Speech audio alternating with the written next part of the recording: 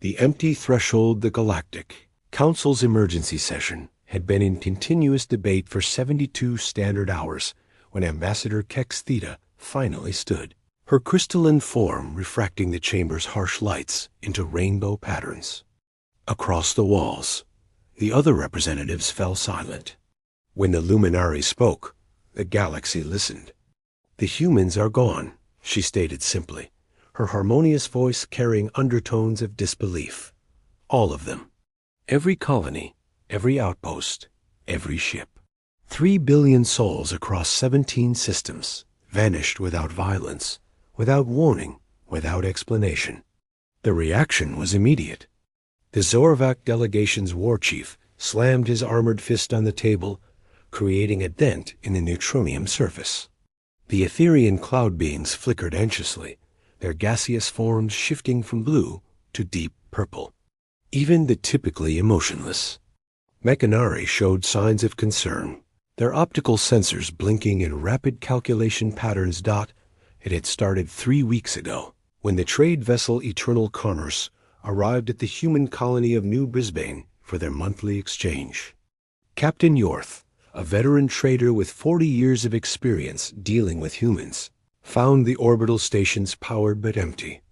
The planet below showed cities intact but devoid of life. No bodies, no signs of struggle, no biological hazards detected, just absence. Within days, similar reports flooded in from across human space. Mining stations in the Kepler belt, agricultural worlds in the Tau Ceti system, the massive shipyards of Proxima Station, all abandoned. The only things left behind were automated systems running on maintenance protocols and a strange repeating signal broadcasting from Earth itself. Ambassador Kex Theta volunteered to lead the investigation team. As her ship, the Celestial Harmony, approached Earth's solar system, her crew grew increasingly nervous. The humans had been the galaxy's mediators, its problem solvers, its stubborn defenders against the unknown. Their sudden disappearance felt like losing a vital organ from the galactic body. Earth hung in space like a blue marble, beautiful and haunting in its solitude. The megacities that once housed billions showed no lights on the night side. The orbital rings that had been humanity's crown achievement still rotated slowly, their maintenance robots continuing their endless tasks for masters who would never return. "Take us to the source of the signal," Kex Theta ordered. The transmission originated from what humans had called the United Nations building in New York, though the structure had been rebuilt 17 times since its original founding centuries ago. The landing party consisted of Kex Theta, 2 Zorvak warriors for protection, a Mechanari analyst, and surprisingly, a young Vorthan empath named Silix, who had specifically requested to join. As they walked through the empty streets, their footsteps echoed off buildings that seemed to wait for occupants who would never come home. The UN building's doors opened automatically, recognizing visitors as they had been programmed to do. Inside, holographic displays still showed news feeds from the day of disappearance, frozen in time. Coffee cups sat half full on desks, their contents long since evaporated. Children's drawings decorated office walls, depicting humans and aliens holding hands under painted suns. The signal source was in the General Assembly Hall. At the podium stood a holographic projection of a middle-aged human woman, cycling through the same message every 15 minutes in 347 galactic languages. When the team entered, the projection seemed to notice them, shifting from its recorded loop to interactive mode. "Greetings," the hologram said, her voice warm despite being artificial. "I am Dr. Sarah Chun, former Secretary General. If you are viewing this, then our exodus is complete, and you are wondering where humanity is gone." Kex Theta stepped forward, her crystalline hand passing through the projection. "We are here, Dr. Chun. The Galactic Council seeks answers." "Where are your people?" The AA-driven hologram smiled sadly. "We have not abandoned you, though it may seem that way. 3 years ago, our deep space monitoring stations detected something approaching our galaxy. Something vast, ancient, and hostile. We call it the Devour Storm, a phenomenon that consumes not just matter and energy, but the fundamental forces that bind reality together. The Mechanari analyst, designation 7742, interrupted with a burst of binary that translated to skepticism. No such phenomenon exists in our scientific understanding.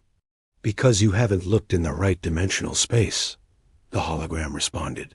Humans have always been unique in our neural structure, our ability to perceive what you call impossible. Patterns. We saw it coming, and we knew that fighting it in this dimension would be futile. So we made a choice. The hologram gestured, and the air filled with complex equations, dimensional diagrams, and energy readings that made even the advanced Mechanari processors struggle to comprehend. We shifted all of humanity simultaneously into a parallel dimensional space. Not fleeing, but repositioning. We've become something like antibodies in the cosmic sense, fighting the Devour Storm where it cannot adapt to our presence. You abandoned us. The Zorvik warrior growled, his forearms tensing with anger. We protected you, Dr. Chun's image corrected gently. The storm is drawn to consciousness, to civilization's light. By removing ourselves from this dimension, we've made you invisible to it.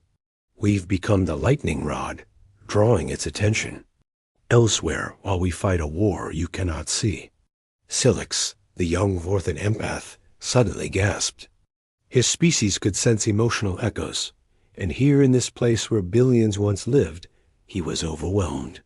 They didn't want to leave, he whispered, tears flowing from his 6 eyes. The sadness, the determination, they loved us. They loved us enough to leave us. The hologram nodded. We left behind more than memories. Scattered across our former worlds are what we call echo keepers, volunteers who remain partially phased between dimensions. They watch, they wait, and when the time comes, they will call us home. As if summoned by these words, the air in the assembly hall shimmered. A figure materialized, human in shape but translucent, existing partially in their reality. Lee. Echo Keeper was young, perhaps 25, wearing a simple uniform with a name tag reading Marcus. Hello, Marcus said, his voice sounding like it came from very far away. I've been waiting for you to arrive. There are 12 of us, spread across human space. We're the bridge, the connection between what was and what might be again. Kex Thea found herself struggling with emotions, her species rarely displayed. How long must you remain this way? Until the storm passes or until we win, Marcus replied. Time moves differently where the others are. For them, it might be days or centuries. For us, every moment is an eternity and an instant simultaneously. The Mechanari had been scanning Marcus since his appearance. Biological readings are impossible. You exist in quantum superposition. This should not be sustainable for organic life. Marcus smiled, a very human expression that somehow made him seem more real despite his translucent state. Humanity has always been good at doing impossible things. It's kind of our specialty. We learned it from all of you. Actually, the Luminari taught us about harmony, the Zorvak about strength, the Mechanari about precision, the Vorthans about empathy. We took those lessons and did what humans do best. We synthesized them into something new. The Council will demand proof, Kex Theta said. They will want to know when you return. Tell them to watch the stars, Dr. Chun's hologram interjected. In 7 rotations of the galactic core, if we succeed, stars that have gone dark will reignite. Dead worlds will bloom again. And humanity will return, changed, but hopefully victorious. If we fail. She paused. Then our sacrifice will have bought you time to prepare your own exodus. The weight of this revelation settled on the team like a physical force. Humanity hadn't abandoned them. They had become the galaxy's silent guardians, fighting a war in dimensions beyond comprehension. Asterisk. The return protocol's 7 galactic rotations had passed, approximately 14,000 Earth years. The Galactic Council had evolved. New species had joined. Others had transcended to energy beings, but the empty human worlds remained untouched, preserved as monuments to sacrifice. The Echo Keepers maintained their vigil, neither fully alive nor dead, existing in the spaces between reality. Ambassador Kex Theta had long since passed into the crystal memory, her consciousness joining the V, collective of her species, but her mission continued through her descendant, Kex Vara. The young luminary stood in the same UN Assembly Hall where her ancestor had first learned of humanity's exodus. But today something was different. Marcus, the Echo Keeper, was solid. For the first time in millennia, he cast a shadow. "It's beginning," he said, his voice no longer distant, but immediate and present. "They are coming home." Across the galaxy, dormant stars began to pulse with new light. The Zorvak warriors stationed at the edge of human space reported massive energy signatures appearing in dimensions they couldn't fully scan. The Mechanari's most advanced sensors overloaded trying to process the data. Something fundamental in the universe was shifting. The first ship appeared above Earth, if ship was even the right word anymore. It was massive, the size of a small moon, but it moved like liquid light, its surface constantly shifting between states of matter that shouldn't exist. More followed, each one unique, each one impossible. A figure materialized in the assembly. Hall, not translucent like the Echo Keepers had been, but somehow more real than reality itself. She looked human, but her eyes held depths that spoke of experiences beyond normal spacetime. Her uniform bore the name Admiral Zhang, but the rank insignia included symbols that hurt to perceive directly. Ambassador Kex Vara, Admiral Zhang, said, somehow knowing her name without introduction. "We've returned, as promised. The Devour Storm has been redirected, not destroyed. Such forces cannot be truly destroyed, but transformed into something that feeds dead universes instead of consuming living ones." "What have you become?" Kex Vara asked, her crystalline form resonating with harmonics of awe and concern. "We are still human," Zhang replied, "but we've learned to exist in more than 3 dimensions simultaneously. We've fought beings of pure entropy, negotiated with civilizations that exist in the spaces between thoughts, and we've discovered that consciousness itself is just another force in the universe that can be shaped and directed." The Zorvik delegation arrived, their new war chief, Gorvax the Younger, approaching with weapons powered but not raised. "You return with power that could conquer the galaxy. What are your intentions?" Admiral Zhang laughed, a surprisingly normal sound that reminded everyone that despite their transformation, these were still humans. "Conquer? We spent 14,000 years fighting to preserve, not conquer. But we do return with conditions." She gestured, and the air filled with holographic text in every known language. "The new covenant. Humanity will resume our place in the Galactic Council, but things must change. We've seen what lies beyond our small corner of existence. There are threats that make the Devour Storm look like a gentle rain. The galaxy must unite, truly unite, not just in treaty, but in purpose." The document outlined radical proposals, shared technology that humanity had developed in their dimensional exile, educational exchanges that would prepare species for multidimensional existence, and most controversially, the creation of a joint force that would operate outside normal spacetime as the galaxy's advanced guard. "You're asking us to become like you," the Mechanari Collective observed through their primary speaker unit. "We're offering you the choice," Zhang corrected. "Some species will choose to remain as they are, and that's perfectly valid. Others will want to join us in expanding what it means to exist." The Echo Keepers proved that ordinary humans could adapt to extraordinary circumstances. Marcus here spent 14,000 years partially phased through dimensions, maintaining his sanity through will alone. Marcus stepped forward, finally fully present after millennia of twilight existence. It wasn't will alone, it was purpose. Knowing that every moment of discomfort, every century of loneliness served to protect those we cared about. That's what humanity offers, not our technology or our dimensional abilities, but our stubborn refusal to give up when things seem impossible. A young Vorthan, descendant of Silix who had been on the original expedition, spoke up.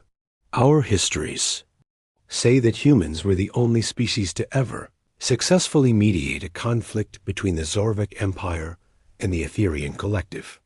You prevented a war that would have destroyed half the galaxy, not through strength or technology, but through empathy and creative problem-solving.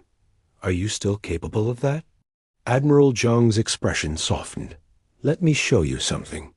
The air shimmered, and suddenly the assembly hall was filled with humans, not the transformed beings who had returned, but recordings of those who had made the choice to leave.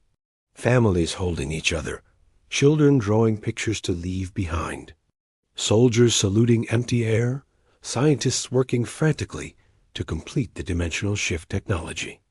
The emotional weight of 3 billion individual choices to sacrifice their reality for others' safety filled the room.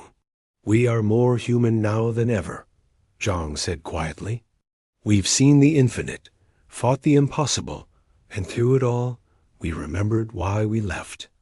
Not for glory or power, but because sometimes love means letting go, and sometimes protection means standing where others cannot. The Galactic Council took 3 days to debate. Some species feared humanity's new power, others welcomed it. The luminaries sang songs of harmonic convergence, seeing in humanity's transformation a path to their own evolution.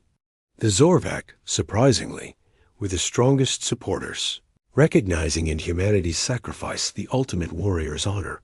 On the 4th day, the vote was unanimous. Humanity would resume their place, not as members, but as guardians and guides. The new covenant was signed with modifications that humanity had actually hoped for, provisions that no single species, no matter how powerful, could dictate the galaxy's future alone. As the ceremony concluded, Admiral Zhang made one final announcement. There's something else. In our travels through dimensional space, we discovered something remarkable. The universe, all universes, are conscious on a scale we never imagined, and they're lonely. Humanity's exodus taught them that organic life could transcend its limitations, could become something that bridges the gap between matter and meaning. She paused, letting the implications sink in. We're not the only ones coming home.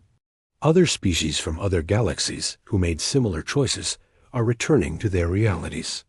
A vast network of civilizations that chose sacrifice over surrender, transformation over extinction. The galaxy is about to become part of something much larger. Marcus, finally free from his vigil, looked at the assembled representatives with eyes that had seen 14,000 years pass in the blink of an eye. The question isn't whether you're ready. The question is whether you're willing to grow. Humanity chose to leave so we could return as something more. Now we offer you the same choice we made. Stay as you are and be protected, or step into the impossible and help us protect others. The transformation of the galaxy didn't happen overnight. Some species chose to maintain their traditional forms, becoming the preservers of history and culture. Others joined humanity in dimensional expansion, learning to exist in ways that defied previous understanding. The Echo Keepers, their duty fulfilled, became the first teachers of the new way, their experience bridging the gap between what was and what could be. Asterisk. Earth was repopulated, but it was different now. Cities existed in multiple dimensions simultaneously, their buildings shifting between states as needed. Children played in parks that existed in normal space, while learning in schools that touched. The quantum realm. It was beautiful and strange, and fundamentally human in its audacious impossibility. The last scene recorded in the historical archives was of Ambassador Kexvara standing with Admiral Zhang on the observation deck of the new interdimensional station orbiting Earth. Below them, the planet pulsed with life, both familiar and transformed. Was it worth it? Kexvara asked. 14,000 years of exile, of fighting in dimensions we can barely comprehend? Zhang smiled, a deeply human expression despite her transformed nature. Ask me in another 14,000 years. But if you want my opinion now, every second of it was worth it. We learned that humanity's greatest strength isn't our adaptability or our stubbornness or even our creativity. It's our ability to find hope in hopelessness, to create meaning from chaos, and to choose love over fear, even when love demands the ultimate sacrifice. And if another threat comes, something worse than the Devour Storm, then we'll face it together. All of us. That's what the new covenant really means. Not submission to humanity's power, but a promise that no species will ever have to face the darkness alone again. We left so we could learn to protect. We transformed so we could teach transformation. We sacrificed so others wouldn't have to. The stars continued their eternal dance, but now they danced to a different rhythm. Humanity had returned, not as conquerors, but as shepherds of possibility. The galaxy had survived their absence, and would thrive with their presence. And somewhere, in dimensions yet unexplored, new threats and new wonders waited to test the bonds that sacrifice had forged. The silent exodus was over. The age of unity had begun. Asterisk.